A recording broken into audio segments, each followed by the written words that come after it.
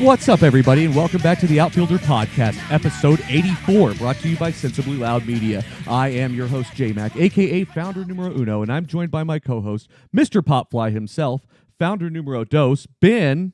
Here's the thing about fences. Baseball, Ben, what's going on, man?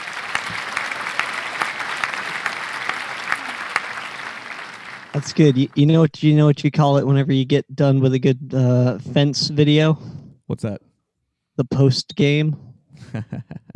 Hey, who's that behind that big pile of peanut M&Ms? What's going on back there? Ladies and gentlemen, now batting cleanup for the Outfielder Podcast, number 3, the great Sam Bino.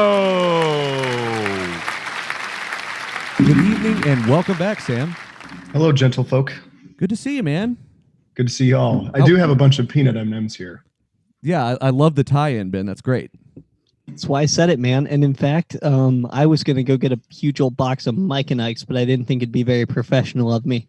No, not while you're like next to a microphone. It's just not good at all. It could have been corn nuts. What's y'all's take on the corn nut? I feel like you're corny enough for all of us. Ba-ching! Boom! Here, we'll get That was good. a bell for you. It's pretty solid. Thank you, Sam. This is starting off on a nice note. Well, welcome back, Sam. Lots going on. Thank you. I know you've been tired of baseball right now. It was a good year, but we're headed towards the playoffs, so we could both get excited about baseball again, which is nice. Yeah, I have no more ties to my fantasy team, which placed 4th. So, yeah, let's watch actual baseball and not worry about anything. It's going to be fun, man. I think the playoffs are going to be a lot of fun. We don't really have a lot of ties to anything, which is kind of nice, so we can just root for some great baseball throughout. And I don't know. So we're going to go. I'm coming out to Atlanta a week from Thursday, and we're going to go to the first Braves playoff game. So really looking forward to that. We've acquired 2 sets of tickets, and I think we should talk about this. We have. I can go into some detail about how we acquired 2 sets of tickets. Okay. So tickets went on sale, I'm going to say like last Friday at 10 a.m. Eastern. And I had just texted Justin like not more than an hour before. I was like, hey, I think I'm going to look at tickets today. And I find out, hey, they're going to go on sale to the public in like an hour. So I'm gearing up at work to not work and purchase a bunch of playoff tickets.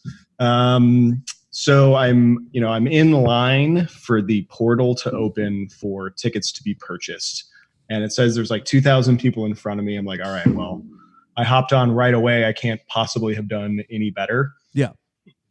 And I wait about 5 minutes for the number to dwindle down to 0. I get in the portal. It's just the slowest thing in the universe. This is Ticketmaster. And I'm looking at Friday games, not remembering or even thinking about looking at the other day that you were in town, which is Thursday. Mm-hmm. And logic dictates that Friday is going to be the more popular game to go to because it's Friday and everyone doesn't have work the next day. Naturally. So this didn't occur to me when I bought the tickets originally. So I'm looking at all the available seats on Friday. There's not a lot going on. Every time I would select 4 seats and click buy, it would be like, oops, somebody else is selecting those. And it just like, I did that for about 45 minutes just on Friday until there was no tickets left, even for just the 2 of us. How did people keep cutting in line in front of you? I don't understand. I don't know. But it was a horrible user experience. I mean, I was constantly selecting seats that were seemingly available, and then they weren't. Right. And then by the end of it, I was like, hey, I was texting Justin at this point, and I was like, hey, what about standing room? And he was like, how much are they? I said, $40. He goes, all right, that's a steal. Just pick them up. So I picked up 4, and I'm like, there's this wash of relief over me. It's like I've completed the task. And then I go, well, shit, what about Thursday's game? The day I actually get into town. Right. Yeah. So I pop on Thursday and I get 4 tickets right away in seats, not standing room, for like really not that much more money. So I basically panic bought 8 playoff tickets. Well, I mean, worst case is we're just going to go to both. I mean, I'm actively trying to sell them in the office. So I think I got a couple potential suitors for those. I'm selling them at cost, which is like actually pretty nice of me, considering I could sell them for quite a bit more. Anyway, we have a lot of tickets to Braves games when you're in town, and we're definitely going to go to Thursday's game where we get to sit down. Good. So I don't know about y'all, but there are definitely worse panic buys. Like to make, if you're going to panic buy something, 8 playoff baseball tickets is not a bad choice. Secondly, I don't know about y'all, I get so much anxiety when I'm trying to find seats on Ticketmaster, especially if it's like they just go on sale and you have to select within a certain time frame. When I was trying to buy tickets for Paul McCartney, like I about had a breakdown just trying to get seats. See, I was thinking about this too whenever this was all happening, because to me, I figured that surely we were past the point of this kind of thing as far as how to get tickets for an event. Because I specifically remember when I was like, this was mid 90s. I don't even really remember exactly how old I was, but I know that Billy Joel and Elton John were coming to town, and my mom really was wanted to get tickets, and she got on the phone and got in line with Ticketmaster, that whole thing. And it's we really haven't come that far from that. And that's shocking to me. It's no wonder that Pearl Jam boycotted them. Right. No kidding. Well, regardless, we'll have plenty of baseball to watch, and we'll probably do some live watch stuff while we're there and whatnot. It'll be a good time. I'm really looking forward to it. Yeah, me too. Looking forward to it. I would say Ticketmaster is probably the worst ticket buying experience that I've ever had. Unless they were to sponsor the pod, then they might get a few more shout outs from me. But also still pretty bad. It's still pretty bad. Yeah. I'm looking forward to it, though. I think we're going to have a good time. And, I mean, worst cases, we were talking about the standing room only thing, and it's worst cases, we can just go, eat at the Battery right next door where there are a bunch of restaurants and whatnot, and then walk in the 5th inning or something. I don't know. Just go stand the whole time, too, if we really were that dead set on it. Walk around, see the game from some different seats probably, and, tool around for a couple innings and call it a day. Doing lots of ballparks this year. It's good stuff. The ballpark here in Arlington's about to be its final days. Are you going to make it out for that, Sam? I'm not. I was invited to come out this weekend, but there's just too many plates spinning right now. I've got you guys coming out the next week. I had a house guest just this last weekend. Need a little bit of downtime. Ben and I were going to catch the Rangers-Red Sox series that starts, what is that, Tuesday, Wednesday, Thursday, something like that, Ben? Yeah, Tuesday, Wednesday, Thursday. Yeah, and nice. Ben didn't get back to me in time, and truthfully, I'm okay with that. I'm generally over my team as far as baseball goes. What about that stadium? You don't want to see that stadium one last time? I'm kind of over that too. Yeah, it's right there. It's still going to be next door. I mean, I guess, so I did look into this as a little bit of follow-up, so I'm glad you brought this up. So we talked about on the last episode whether they were going to keep it as Globe Life Park and Globe Life Field next door with the whole naming rights situation. Ben, I'm happy to report they are not keeping Globe Life Park as the name, so you're just going to have Globe Life Field, and God only knows what else they're going to call it. Okay, so at this point, naming rights for the old ballpark are still available. We should buy them. Yeah. Yes. Sensibly Loud Park. Oh, that'd be great. That'd be absolutely fantastic. But good season overall. I think we're both a little disappointed in how things went. I think the expectation on my side was a little higher. The fantasy season was good. I ended up in 3rd place. Not that anybody really cares about fantasy that much, but Sam and I duked it out to the very end, but we were both really sucking it up and not very happy about that. Ben, I am happy to report I am wearing a shirt in commemoration of your baseball team, the Springfield Isotopes. That's right. The 7th place Springfield Isotopes. You got How going. many teams are in the league? 10, right? Yeah. 10 teams? Yes. Yeah. So, I mean, you got going at the end. I mean, how did you feel like your first season in the big boy league went? It was good. It was definitely, I tended to do better whenever I remember to set my lineup. That is a battle that you tend to fight. That's for sure. Yeah. No, it was really good. There was, I think probably the peak, 30 for 30 moment for the Isotopes this year was whenever we took down Justin while I was on the Colorado trip. That was pretty solid. I'm glad Nice it didn't work. cost me anything, because I've actually been in that exact same situation a couple of years ago, and I was on a trip where I was on West Coast time, and it was a bachelor party type situation, and I was just, not really thinking about fantasy baseball too much, and it actually cost me my bye week, which ended up in turn costing me my season. So at least that didn't happen to me. So, I'm happy to give you the win if that's really what needed to happen there.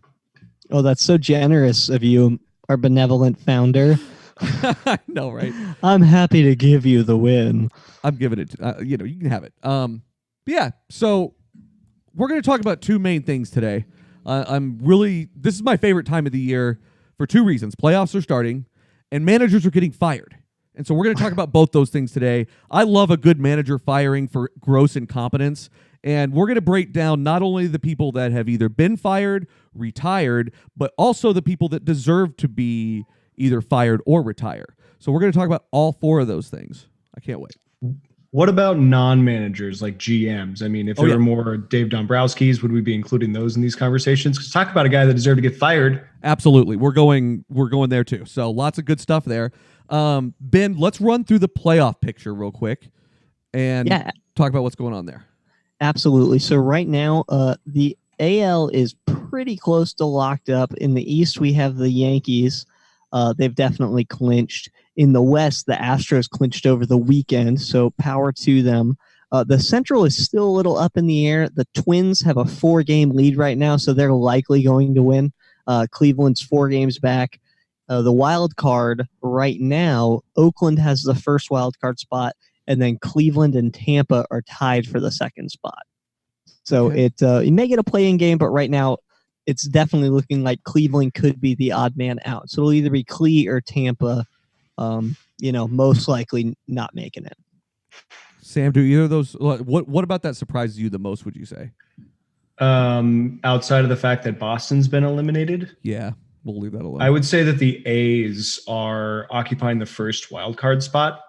That is not how it seemed like things were going to go down. That's actually what a number of people on this podcast called to happen by the end of the year, which is a great call. However, it sure didn't seem like that. They really picked up a lot of steam in the second half.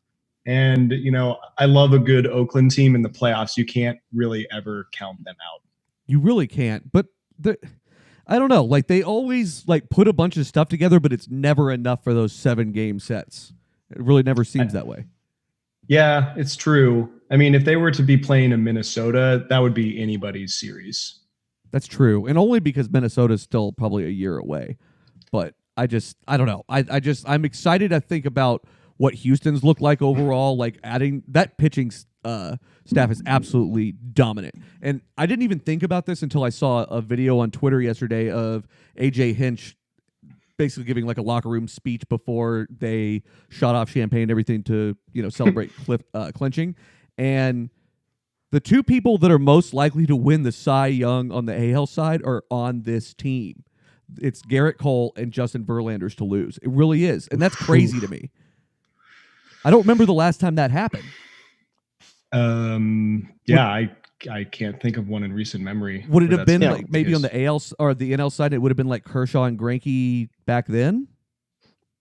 I don't think Zach Greinke was that good yet. I feel like the early 90s the early 90s Braves were probably about the last time you had a really dominant pitching staff like that, where it's not just your one, but your 1, 2, 3s. I mean, the Diamondbacks had Big Unit and Kurt Schilling for a while, right? That's right. Yep. Sure did. No, that was a very dangerous. That would have been 01, I think. Something like that. That sounds right. But yeah, I really didn't even think about that. They came out with 102 wins. It's a hell of a season. They're plus 265 in run differential. It's a hell of a season. It really is. They lost 33 games at home. No, 33 games on the road. They lost 21 at home. 60 and 21 at home is absurd. That is absurd. So I think I'm most surprised about that dominance. But I mean, the trades they made at the deadline seem to have gotten them there. Yeah, I really am excited to watch and see whatever Oakland does. I mean, they just got back Sean Manaea, who's been really, really good. Yes. If he'd been pitching like this all season, he'd be in the same conversation with Cole and Verlander. And then they've also got young gun Jesus Luzardo up in the bullpen doing long relief. That guy will pitch lights out when somebody shits the bed in the starter position. Well, I feel like what's interesting about Oakland is just kind of how quiet they've been. And it could be because they're a smaller West Coast market. But, everyone had been talking about Tampa and Boston initially earlier in the year, kind of biting at the heels of New York and Cleveland and the Twins. No one's surprised here. But I don't think a ton of people saw the A's gaining the momentum they did over July and August. I agree with that. The one interesting thing, everybody's been asking me about the Yankees because they had 102. Well, as of this recording, we still have about a week to go, but 102 wins. Add a couple to that. they had a great season too. But when I look at their run differential, plus 212, I mean, that's still 50 runs, just about 50 runs off the Astros. And I mean, for a Yankees lineup that has a ton of power and not the best pitching in the world, I would say, I think their pitching is going to be their Achilles heel here. I think Houston's pitching is much better. I strongly agree. I think the Yankees are all bat. Yes, no bite. No bite. Just a ton of home runs. Like I think a record's set for home runs by a club in a season. Unsurprisingly, given the juice ball, but they've just been crushing. They have 923 runs on the season. That's ridiculous. They just got Giancarlo Stanton back too, which is going to help. But I mean, he hasn't really been that great in New York yet. He's been hurt. He hasn't had a big sample size. That's what I should say. Anything can happen in October. Definitely. But I would much more trust what Houston's got going on just because of their pitching alone. I mean, Verlander hasn't missed a step yet. Oh, sure. No, I meant in regards to Stanton and his bat prowess. No, I still think Houston takes that series against New York. Agreed. Can I make a recommendation that we come up with a stat that is bat prowess? Yes. Let's work on that. Let's add that to the list of things to do. I'm going to give it to Mookie Betts because I love that gray bat, and he's a monster with it. I'm going to miss him so much. I really am. I'm going to go with the Australian flying fox. It has about a 4.5-foot wingspan. It's a very large mammal. A flying Fantastic. Fox. Okay. Yeah. We're talking about bats, right? The Right. prowess of different bats. Yeah. Yeah, it. can we put an axe handle on that one? Yeah. We're going to get our hands on an axe handle bat. They're extremely expensive, but we're going to figure it out in the off season. We're going to get our hands I love on thinking about what you just said in the context of what Ben had just said. Exactly. All right, Ben, what do you think on the NL side? Yeah, so NL side right now, which by the way, y'all just totally laid out on my decent flying mammal humor, and y'all just glossed right over it. Right. If I've learned anything, you just lean into whatever's wrong. Yeah. That's right. We've You're been doing this welcome. show with No. you long enough. So in the NL East, Atlanta has clinched. In the NL West, the Dodgers clinched probably 2 months ago. Right now, the Central is the only one still up in the air. Plus, we got a better wild card hunt. So right now in the Central, St. Louis has a 3-game lead over Milwaukee. And if the season ended right now, Milwaukee would be in the second wild card spot. The first wild card spot goes to Washington. Second wild spot to Milwaukee, and then the Cubs are 4 games out, and the Mets are 4.5 games out. Which begs the question: what in the heck happened to the Cubs? A lot of things. I think that's worth getting into a little bit. But Sam, what's your take on just that overall picture so far? We'll get into the Cubs here in a second. So I like Washington in the top spot. They've had the talent to do well for a long time. They haven't made it happen for like 4 seasons, even though lots of people have predicted them to go deep into the playoffs. So I like them in the top spot. I also like Milwaukee where they are tied for that same spot. I think Milwaukee's going to shit the bed a little bit just because I just don't think they have what it takes. Yelich is out. The Cubsicles are going to implode, and I think it's hard to say what's going to happen there, but I just don't see Milwaukee getting it done. Even if they make it to the wild card spot, I don't think they're going to do much at all. I don't see. Yeah, I'm with you 100%. I think the biggest surprise though is that we all thought Washington was going to take such a step back with the exit of Bryce Harper, and they haven't really seemingly done so. You got Juan Soto and Victor Robles killing it. Really good. Well, it makes me wonder too if there was a toxic clubhouse environment happening that we just weren't all super aware of. I mean, that's a good point. I didn't really thought about that. You don't have Jonathan Papelbon, Bryce Harper, Adam Eaton, or Jason Worth. But I mean, like Jason Worth was getting older, right? Is that right? He hasn't played for like 2 or 3 seasons, but Right. that was like the foundation for the shitty clubhouse that we're observing. Yeah, and then that's right because they brought in Papelbon and all that. Yeah, Times Dusty Baker equals shithouse. equals failure. So I think what surprises me is the fact that Milwaukee's still hanging on without Yelich. Like I feel like when he went out, they still took 3 of their next 4 in whatever the next series was, and I'm really impressed with the staying power of the Brew Crew. What's their schedule look like for the rest of the way? I'm pulling it up right now. So you've got set against the Reds, and it's then a W. Yep, and then you've got a set against Colorado. Those are 6 very winnable games. Yeah, absolutely. And yeah, you just came off a series against the Pirates. That's a whole mess of a situation we'll get to. And the Padres. Well, that's the thing is even if they go and they take 2 of 3 from each of them, they have a 4-game lead on the Cubs. Right. So yeah. I'm not saying right. it's a lock, but it's very unlikely that Milwaukee gives it up. You're right. But I agree with Sam. I think that they're going to run out of gas somewhere here. They really the run are. differential's -2. That's not great without the MVP and hitting. Like that's not going to help you. Really bad.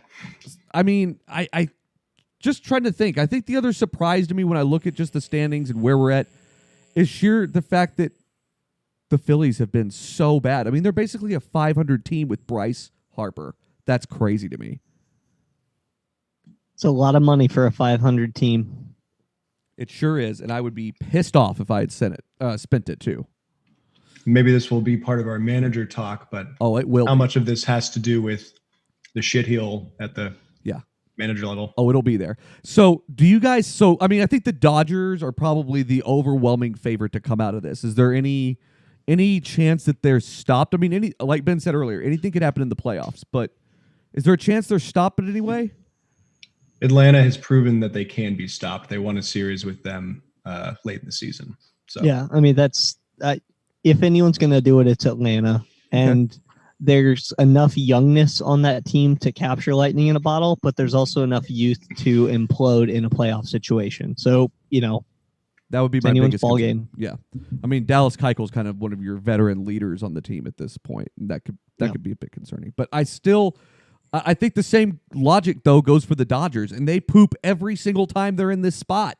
Every time. They did it last year. They got embarrassed by the Red Sox last year. I just, when I look at, who's most likely going to come out of the AL, may it either be the Yankees or the Astros, I just can't help but think that those teams are going to come out with a ring.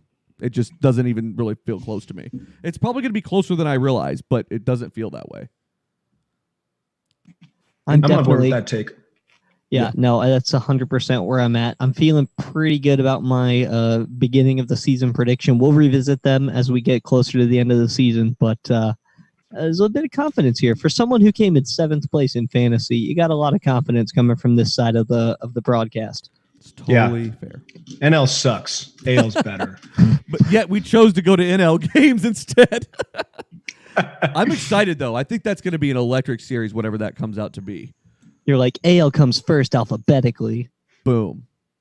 Also, ipso facto, I'm your boss. There you go. Just take the designated hitter. Just take it. Come on. Let's stop playing this game. This is just seriously silly. It makes it better. It makes the game better. It really does. That's plain and simple. It makes it easier. It's less taxing on your pitching staff, all that. We've been over this. I'm sure we'll go over it more, but it's definitely something that needs to happen. Ryu just hit his first career home run. I'm going to slow clap for him. Ooh. Well done, Ryu. We'll give him an applause and everything. Oh. To supplement Sam's supply. Nice work, buddy. We'd all be better if they just had a DH. He hasn't had a great year, right? Ryu has had a great year. Has he? Okay. Yes. I was thinking he had struggled a little bit. Last year, he dealt with groin injuries lingering. This year, he's been really good. Okay. I have him on my fantasy team, but I just feel like he hasn't come through quite as much.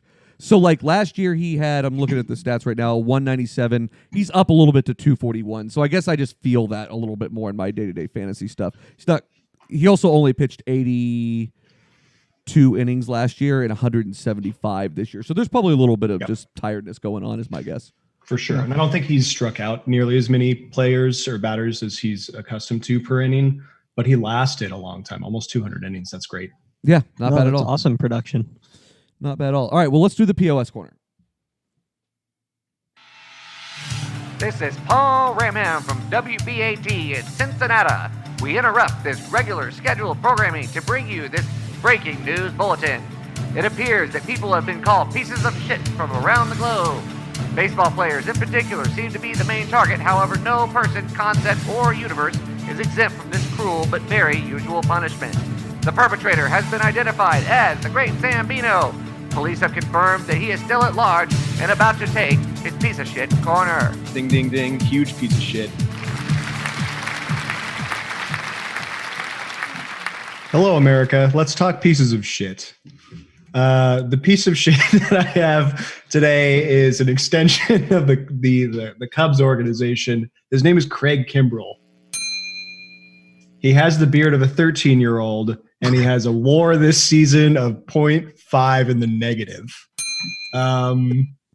Craig Kimbrell, he's been really good. He's maybe a Hall of Famer. He has 350 saves to his name, a career ERA of 2.08, a career WAR of almost 20, and he has a shitload of strikeouts, almost 900 over 550 innings. This year, however, he has an ERA of 6.5 and has blown many saves for the Cubs and has also just been injured. I blame his beard, but I think it's been, maybe something else.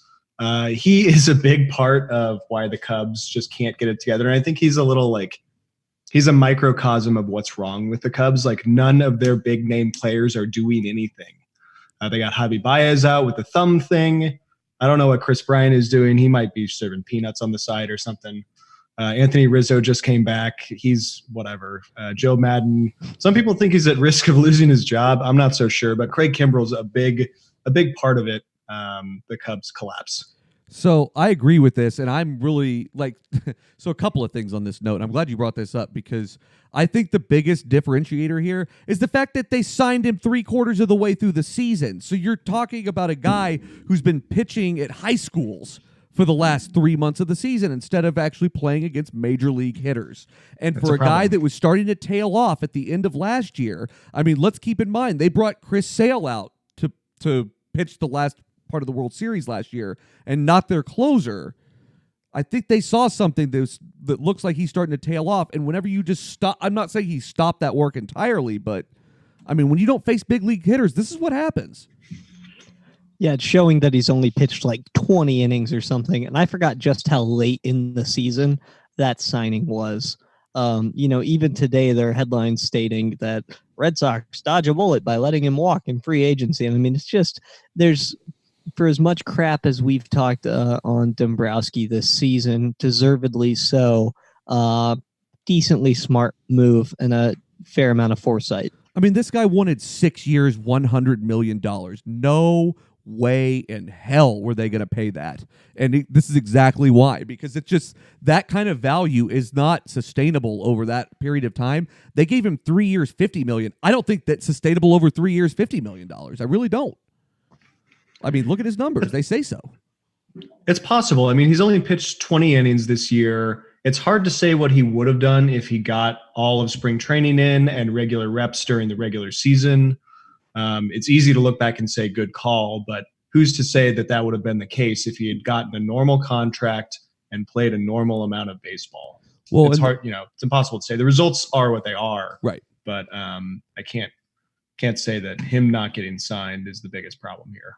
And I mean, just to talk, listen to the overall just garbage can that is the Cubs pitching lineup right now. You have, if this doesn't say seconds, I don't know what does. Yu Darvish, Kyle Hendricks, Jose Quintana, John Lester, Cole Hamels. Yeah. And then as your closer, you have Craig Kimbrell. Does any of that excite you? Cole Hamels, didn't he have a good season? This year, Hamels is 500 win-loss, 3.92 ERA, 2.5 WAR on 137 innings pitch. So, a lot of innings, not bad. Yeah. Not if your best pitcher is not bad, you have a problem.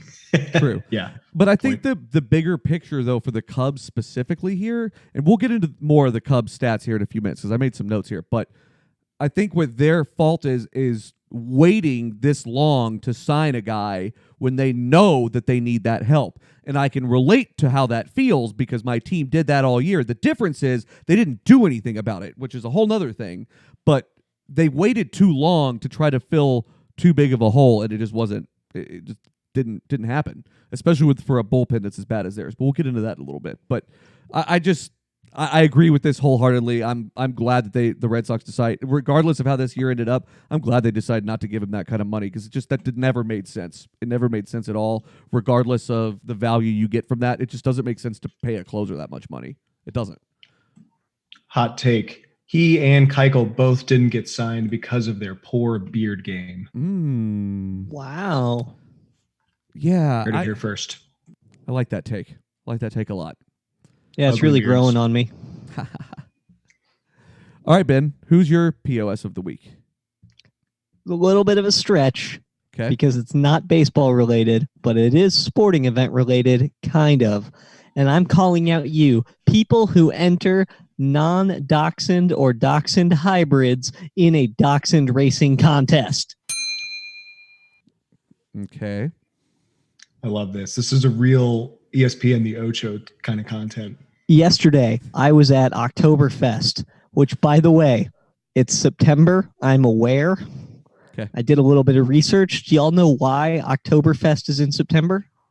Because that's when real Oktoberfest is held. Do you know why real Oktoberfest is in September? Because it gets too cold in Munich. Yes, because in Munich they have bad weather. So starting in 1904, they've had Oktoberfest in September. So there's your little bit of trivia today.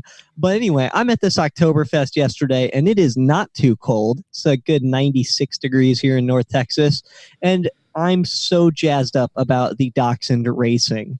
I have my Spatzel in my hand. I got my little German dishes. I'm super stoked. They're lining up the dachshunds, and some sack of shit is putting in like half Jack Russell, half dachshunds. Like, my Jack Russell would easily beat all of these dachshunds, hands down, probably blindfolded. But that's half the fun, is these dachshunds, they're not genetically engineered to be fast animals. That's why dachshund racing is appealing, because of the certain amount of ridiculousness that goes with it. So if you are someone who puts a half dachshund in a dachshund racing contest, your ass is in the jackpot. You heard it here first. Well, you know what? Your ass is going to be in the jackpot if you decide to blindfold Sherman, because I don't know what you do to that poor dog, but I'm afraid for him all the time. I feel like I agree though. It's a good take. It's a real asshole thing to do. You should have just cheated and entered Sherman, since everybody else seemed to be just breaking the rules maliciously. And I am in no way, shape, or form like a blood purist. I have read enough Harry Potter to know where that goes south. But what I definitely am saying is that when you're having a dachshund race, enter an actual dachshund. Okay. So I'm wholeheartedly on board with this take. I think we all watch dachshund racing because you watch their spines flop around and get injured a little bit on every bound. I mean, isn't that really why we're watching? Because it's so ridiculous, and you're like, ooh, ow. I mean, you're like 4 times as long as you are tall. Like, that's not okay for us to be doing this. Right. Like, my dog has about 33% less vertebrae, so he's naturally going to run faster. Correct. So how long is the track? Set this up a little bit. What does this look like? Yeah, I have. Stay tuned to sensiblyloud.com because I took pictures and video. There's going to be a full expose. Like, I have the standings. I have it all for y'all. This reporter's not here to mess around. You're really fired up about this because you were really. I saw you pretty early this morning in the office, and it was you were really fired up, even for first thing in the morning, like during coffee. Yeah, I know. Pretty passionate about it, J-Mac. Okay. I don't know if you know this, but when you look for people to be in this company, you found some passionate sports fans. It's true. All right. Yeah, the track's only like 10 feet long. It's not. So, Sherman could have just kind of traipsed through it pretty quickly. I've seen him jump further than this track was long. Okay. Oh, man. What did the winner get? Like gift bags to some pet store and bragging rights and their picture in the paper. Okay. That's a little better. I thought you were just going to say gift bags in general, and it's like they're dogs. All right. The winners got to know that they brought enjoyment to the hundreds of people gathered around this racing arena. Was it a one-shot thing like a horse race? No, man. We're talking there were 5. What? That was awesome. A one-shot thing because of the propensity to shoot a horse on the track. Come on. Oh, Come on. Man. You took it there, not me. Go on. Well, hey, I just get stuck on glue jokes.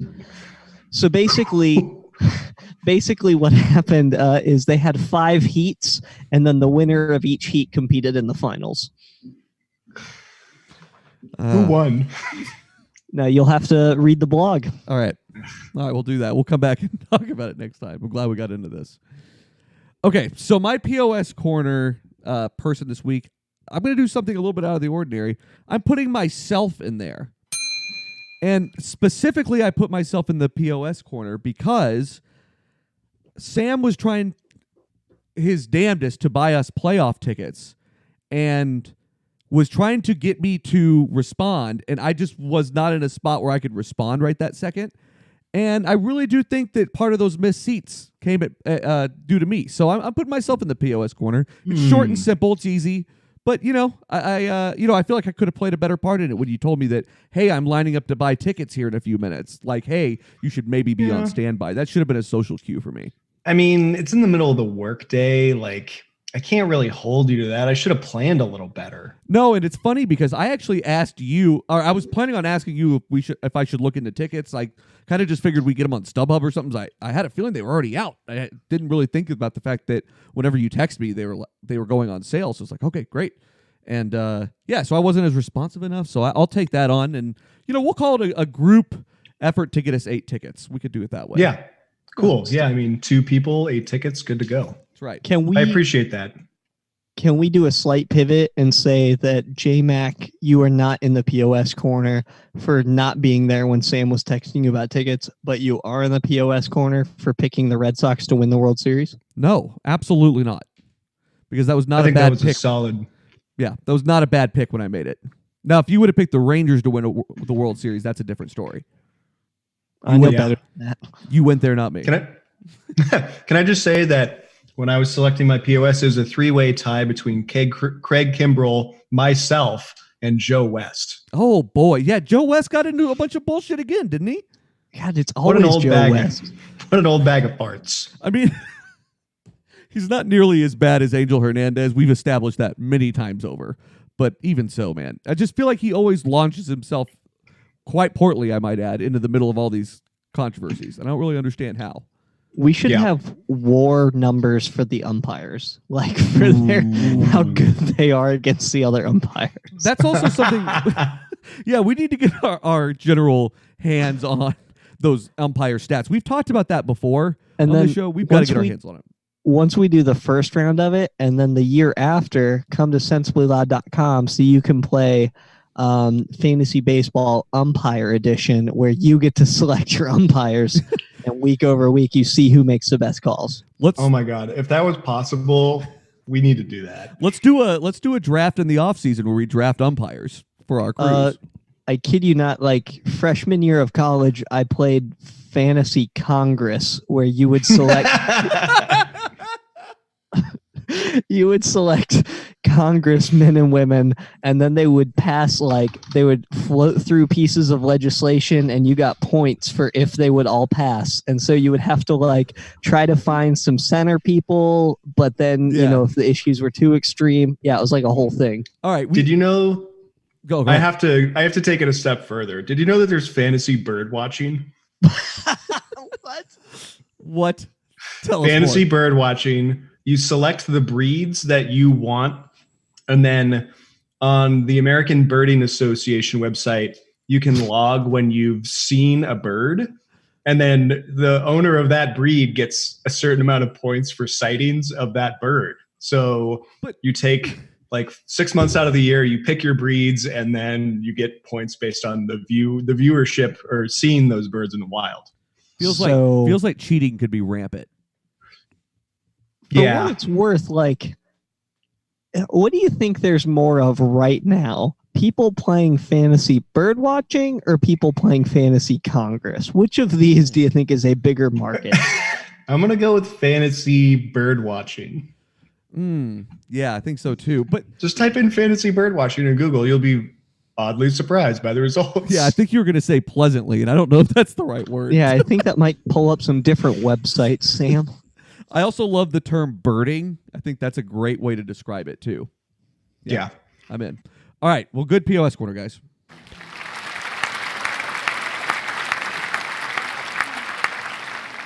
Yeah, it's some pretty solid stuff here. You know, if you want to learn more about birds, you should check out books because there are tons of books that you can do. And if you like books, have we got a deal for you? Because tonight's show is brought to you by Audible. Audible is offering our listeners a free audiobook with a 30-day trial membership. Just go to audibletrial.com/SLM.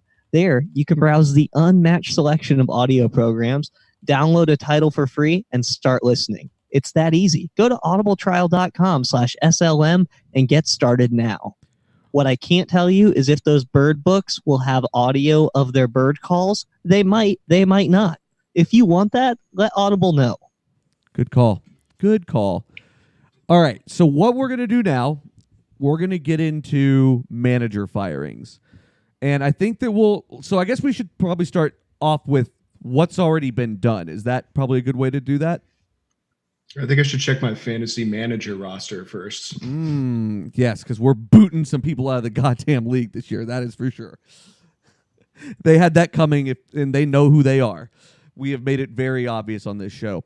So a couple of interesting notes. Bruce Bochy retired. He announced this retirement last year, and I'm reasonably sure I put him in the POS corner for that. That sounds right. Yeah. I feel like I'll have to check the archives, but that sounds accurate. I bet I'm reasonably sure I've done that, and I just think it's weird to do a retirement tour, but it is what it is. Where I do find an issue with it is that he had a chance to retire maybe 2 weeks ago when his record was dead even and didn't do it. So that's shitty. But, what are you going to do? That's Do you think he was thinking. holding out hope for the chance of retiring with a winning record? Probably not. I hope not, because that wasn't going to happen. No, I think he's actually been really, really successful as a manager. I like Bruce Bochy a lot. I think he's continually done a lot with a little there in San Francisco, and that kind of leads to that culture of being able to really lead whenever things go well. I mean, those years where they won the World Series, they were really electric, and he had them all in the right place at the right time. What's your take on this, Sam? I think he's the most successful manager born in Europe, so there's something to be said for that probably meaningless piece of trivia. Yeah, I mean, the years where they won in 12, 14, 16, or was it 10, 12, and 14? I think it's 10, 12, 14. Yeah, God, they were Rangers so in 10. good. Yeah. They just seemed unstoppably clutch at every moment. Like, you just knew that somebody was going to hit a triple off that weird wall in San Francisco every time that someone came up to bat. It was incredible to watch, even when they beat us. Bruce And Bochy is B+ in my book. And Tim Lincecum would come out and dazed and confused us all. Pretty much. Oh, God. He was That hurt. 25-year managing career, 2,001 wins, 2,025 losses, a 497 winning percentage. He had 12 years with the Padres, 13 years with the Giants. I mean, I know it's a 500 record, but over 25 years is pretty damn impressive. It really is. I think the fact that he has 3 rings for San Francisco makes up for whatever the fuck their win-loss record was. If you talk to anybody who's a fan out there, they don't give a shit that they suck right now. They had a great run. Well, because I think 10 was the first time they won since they moved from New York. I don't think they had won in San Francisco proper. I think that's correct. That sounds right. Yeah. So, I mean, that's, and like aside from that, he won an NL pennant in 98 with the Padres. They went 98 and 64 that year. Pretty good overall. I think he's had a great career. And I mean, he's what? 70-something years old. Yeah. So, I mean, I think he deserves to hang it up and 64 actually. 64 years and 160 days old. And I think He's had some health scares, so I'm not surprised here. for sure. I honestly thought he was a little older than he is. Well, I think he's, he hasn't treated himself super well. Yeah, these baseball guys don't though. Tito's the same way. There's all kinds of examples. They call him Six Pack. Yes, great Okay, nickname. I won't say that again then. No, great nickname. Are there any Allegedly. other nicknames out there that we know of? Say that again. Are there any other nicknames out there that we know of? I don't For think so. Bruce. Yeah. Nope, they don't have anything else listed here. Baseball Reference always had like weird nicknames that no one really ever calls those players or managers listed. They do not have any from here. But Like Bochy Ball or something. yeah, exactly. Ooh. Exactly things like that. They're just nobody says that. So I think overall, very successful career. Ben, do you have any thoughts there? No, power to him. We've said already, bringing a championship to San Francisco and then to do it 3 freaking times, that's huge. And especially if he only was there for 3 years. I mean, what's that? 20% of the time he won the World Series when he was in San Francisco. It's pretty good. Yeah, so it's pretty good overall. It's not a bad career. The other manager that retired and actually came out today was Ned Yost, the manager of the Royals. Sam, are you surprised by this? I am not. Is he not very old? He is 65 and 35 days old. Another one of those real look olds, right? Yep. His win percentage is not great. I feel like everyone in Kansas City looks older than they actually are. Correct. So he had six years with the Brewers. He went 457 and 502 there.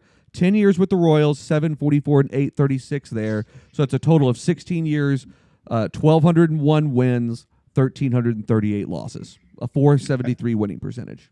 I mean, outside of that 14-15 run, they don't really have a lot to their name. Yeah.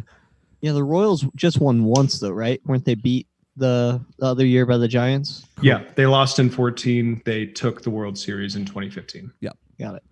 Yeah, because they won the AL pennant. Yeah, that's right. Yeah, but other than that, I mean, I don't. It's hard to say though because I mean, especially these last couple of years, I mean, he hasn't. I mean, they've been in rebuilding mode, and he hasn't had a team around him. To be honest with you, I'm surprised that they waited this long. I mean, I don't know. Like, I don't know that this is really a guy where you can say you can go out whenever you want to go out. That doesn't seem like a wise move whenever you've gone 744 and 836 in the organization. I mean, that's fine. Like, there's nothing necessarily wrong with that. I mean, over 16 years total, over 10 years total, like, that's not the worst thing in the world, given that you're a really small market team. You never really have a whole lot of talent other than that those 2 years they kind of caught lightning in a bottle there. I don't know. It seems like whenever you go into a rebuild, I mean, look at what the Tigers did with Ron Gardenhire. I don't know if that was the right hire, but it's just somebody that's probably not going to be there for the longer haul.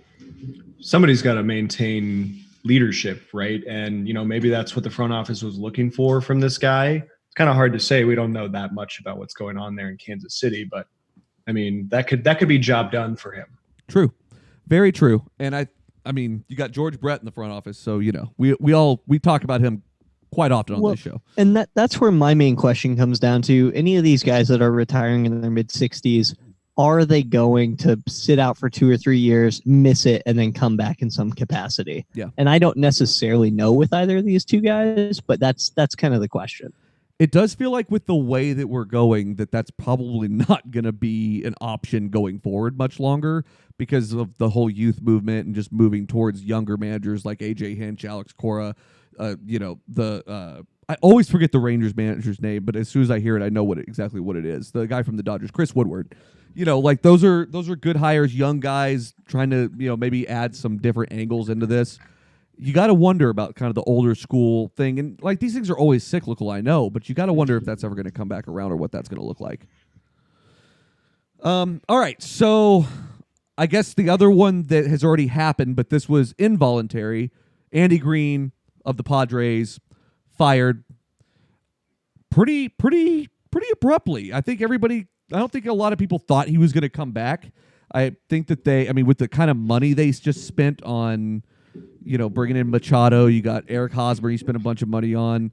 I mean, you can't really mess around too much, and going 69 and 85, it's not what you're looking for with that kind of offensive power. This one surprises me probably the least. What you guys take? The Padres have been bad for like 54 years now. Like, yeah. I don't think we can blame the manager. Maybe they need somebody to better manage the talent they just purchased. But like, this guy probably did okay with what he was given by and large. Yeah. Not surprised. That's where, we've talked about at what point do we need to transition to talking about general managers. And I can't tell you who's running the Padres right now. AJ Preller. But what's that? AJ Preller. He's a John Daniels guy. Okay. But what I can say is that I don't think they're deliberately trying to do a rebuild. I think they're just bad. Like, otherwise they wouldn't have signed Machado and they wouldn't have signed Hosmer. Like, they're trying to get pieces in play. It's not like a true burn it down situation. It's not a burn it down situation. I think baseball is very specific that way when you can a manager, because a lot of times, I mean, look at John Farrell whenever they brought in Alex Cora. John Farrell just wasn't the guy to get it done with that group of people. You put the right group of people together, it seems like they had some fun. Sam and I actually watched some Padres baseball this year. Like, lots of good stuff there, but sometimes you just need a new voice in the room. It was the same way in Houston with Bo Porter. AJ Hinch came in and was able to really make something happen with a young group of guys. Sometimes you just need another voice, and that's what it seems like is happening here. I'm really interested to see who they're going to hire. But I think I know who it's going to be, but we'll go ahead and get there here in a second. Bruce Bochy again? No. That'd be hilarious, though. Bud Black again? Bounce right back. Didn't they have... Well, no. So Bud Black... So Andy Green has been there since 2016. They had Bud Black before that, right? Yes. Yeah, that's what I thought. Man, that guy I love feels the idea of bringing back a known commodity. I know, It's right? like, I know, right? Well, I'm glad... like when the U.S. elected Grover Cleveland for a second time, like non-sequentially, like, yeah, we know what we're getting here. We should go we fell for it. asleep at the wheel. Just put him back in. Correct. So I think the biggest thing... So we're going to talk about who should be fired now. And I know, Sam, you full-heartedly agree or disagree with me on this. I think Joe Madden's gone, and I think Joe Madden's going to be the manager of the Padres within the next month. I really do. Ooh, I like that take a lot. I don't think he deserves to lose his spot managing the Cubs, but that would be a really good outcome for him. I agree with you. And I mean, I was looking at some of the Cubs numbers, and their biggest problems are in high leverage situations. They're last in NL in walk rate at 13.6%, 12th in whip, with wins and hits per inning pitched. And opponents' OPS against the Cubs in high leverage spots is an 856. That's not good. They're third in the NL as far as bullpen ERA goes. They have the worst save rate in the NL in the ninth inning or later. With you alluded to this earlier, Sam. 15 of 50 saves blown. That's not good at all. They're third in errors, and they lead the majors in outs made on the base paths. And that is the biggest issue I have with Joe Madden in this situation. I wonder how much of that is Javi Baez with the strikeouts and the base running shit. But we're talking about a team that's first in goofy suit travel days. I mean, doesn't that count for something? Up to a point, it does. But I just think not enough. I mean, so we've struggled with this a lot. We've talked about this for really 2 seasons now. And I just think that, first of all, someone's going to pay the price for this. That's just what's going to happen. And they've severely underperformed this year. That's just the way this business works, whether we agree with it or not. That's typically how it happens. And that's probably what we're looking at here. And I don't know that, I mean, I love the stat that Anthony Rizzo's been back and they haven't won a game since he got back. I mean, that's just, like part of that is got to be somewhat of not being inspired and not like having some faith in the fact that your team can actually do this and he can actually, I don't know. There's a mental aspect to all this. And I know there's not much weighted in all that, but I'm just saying that at the end of the day, I just think someone's going to pay the price for it. It's going to be Madden. And honestly, I think Epstein's probably pretty close to being out of there too, in which case I kind of to Ben's point a minute ago, I wouldn't put past the Red Sox bringing him back either. So Interesting. My question about Madden is there anyone who does a better job at like failing upwards? Like after he was fired from the Angels, like he went to Tampa.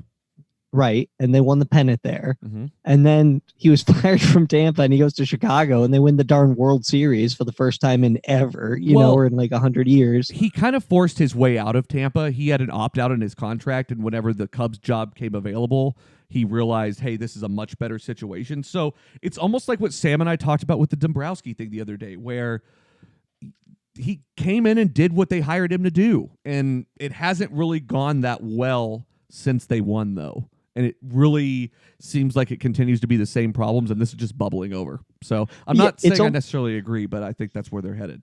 Yeah, it's almost like the Cubs are just always the Cubs, and them winning the World Series, that was the anomaly, not the norm, and now they're back to being the meandering Cubs. I'm kind of okay with that. Like I'm brought up my whole life. They've been terrible forever until 2013. There was like some spark of joy. And then they won, and now they're going back down. Like, I'm kind of okay with having a really shitty Chicago team, both of them, really. Yeah, that's another one. All right. So let's look at the rest of the season overall. Sam, who stands out to you as far as deserving to lose their job? Oh, I'm really bad with managers. Who deserves to get fired? Pass. Okay. I'll start it off with Gabe Kapler. Yes. Because- So Yeah. that was where Sorry. my head went immediately, because you spend how much freaking money and they're still just, they got worse. They got worse. I know. they got murdered with injuries this year. But overall, all their usage has been down. All their stats have been down. He doesn't know what the hell he's doing. And at the end of the day, I mean, you can talk about pitching and all that stuff, but like if you don't play these guys as the way that the team is constructed, what are you doing? And I've been on this train pretty much since he got there. I mean, he's been fucking this up since the very beginning. The very beginning. They had to pull up people from the minors like his third week there because he was burning through the bullpen so fast. And I think he's definitely settled into the role a little bit more. I just don't think he was ready for this. I really don't. So I think he's gone. I really do. What about the Mets manager, Mickey Callaway. Callaway? I think they're going to give him another year, even though they shouldn't. Oof. What's your take? Do you think he's gone? Well, they've been bad. They've been really bad. They've been a colossal fuck up in every sense of that term, like on the field, off the field, pitching, batting, base running, defense. It's all been really bad. I did call for them to make the second wild card spot, which probably won't happen. But they've got a lot of talent, and it's being like grossly mismanaged. And they're even calling out that mismanagement as a point of pride. Like, oh, we don't use the analytics 85% of the time. It's like, what the fuck are you doing with all these analysts telling you what to do? Look at the teams who are doing really well with these analytics. You could just have cost your job with that statement. Is there a Yes. more Mets thing than being proud of being dysfunctional like that? So I that's hate like saying I guessed, on the true false section of the test. I guessed and I still did just fine. Right. So here's where I'm at with both Kapler and with Callaway. They're both in their second year of their contracts. And to me, it seems like I said a minute ago that Kapler's gotten worse. That's not entirely true. Right now they have a worse record, but there's still a week left. So there's a chance he could marginally improve. And with the excuse of injuries, like, okay, if I'm ownership, I might give it to him. And the same thing with Callaway. The Mets are better than they were last year. Now, granted, they were under 500 and now they're over 500. So like there's trajectory, but you're right. When you say just dumb things like that about analytics, you're not painting a good picture for yourself.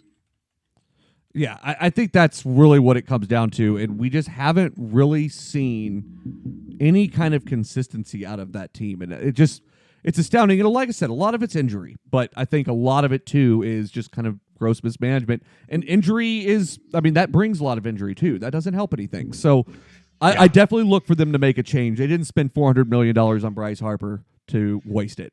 I would hope anyway. That would be a pretty Philly thing to do, but I can't imagine they're going to let that ride. They shouldn't. How do we feel about Terry Francona? He's staying for sure. Okay, fine. I can't imagine. I don't know why they would make that change. I mean, even if they miss, they're still really close.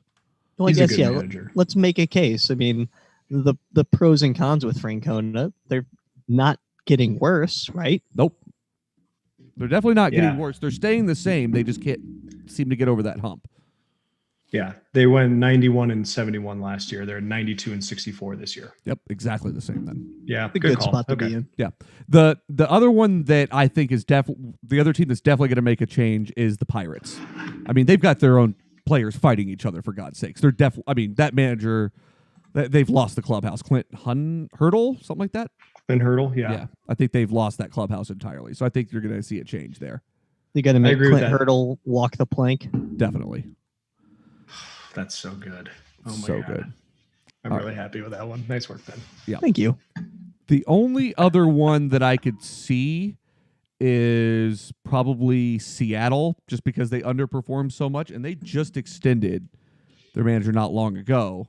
It's Scott Cervais, so I mean, like, regardless of what the Mariners do, it doesn't ever seem like they can quite get this right. But I still think that there's a chance they're going to let him go. what's the likelihood that they're going to have Ichiro as their manager next year? That I don't think would happen. But I do think that David Ross will take Joe Madden's place. That's my take. So That's going to go so bad. Oh, probably so. But they've been grooming him for that spot since he left, pretty much. Oh, Yeah. no. I think if anybody, I mean, he's going to be one of those young guys that has the attention of them. So anything else that jumps out? I mean, any just disgracefully bad performance? The only other thing, real quick, that jumps out to me is the White Sox. I don't know how they just continue to be so bad for so long. For me, the difference with the White Sox, though, is that they're in the deliberate rebuild. So not to say that they get a pass, but I feel like their fan base, all 12 people, are like, yeah, we know we're rebuilding. Like, what are you going to do? I mean, they've been rebuilding since Adam LaRoche's kid was hanging out in the locker room. So, I mean, they've, That kid's in college now. It's been decades. Decades for sure. Come They've on. been rebuilding since they cut MJ. Pretty much. Pretty much. Well, if you like what you're hearing, make sure to check us out. We are at sensiblyloud.com. Plus, we have a slew of other podcasts for your listening pleasure. Plus, you can see us now. We have videos. We are all on YouTube. We're going to be trying to live stream as many of these as possible. So make sure to check us out on social media to find out when we will be live on your computer screens. Of course, speaking of social media, we are on Facebook. We're on Instagram. And of course, we're on the good old Twitter. Make sure to check us out. Huge props to J-Mac for engineering this episode. Thanks y'all so much. We want to thank everyone for tuning in for episode 84 of the Outfielder podcast. We would like to thank all of our fans, Sensibly Loud Media, our sponsors, and those with a sharp eye to keep the runners close. Grounds crew, please keep patrolling that outfield. Big ups to Kevin Towers. Don't text and drive, and we'll see you right back here next time on the Outfielder podcast. Get to what you now, we live by understanding, get the words of death,